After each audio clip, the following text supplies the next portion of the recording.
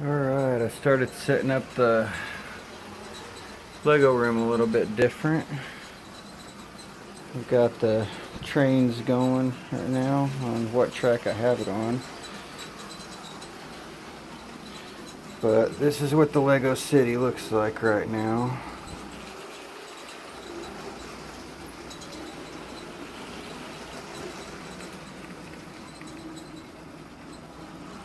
But it's pretty cool because I can control the one train. The other train I can't really control that well.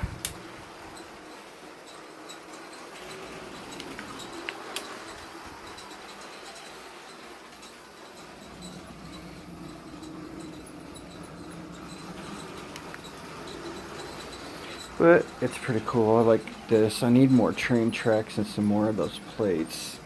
A couple more buildings. I can have a pretty decent city. But I got rid of the table and the computer. It's all in the front room.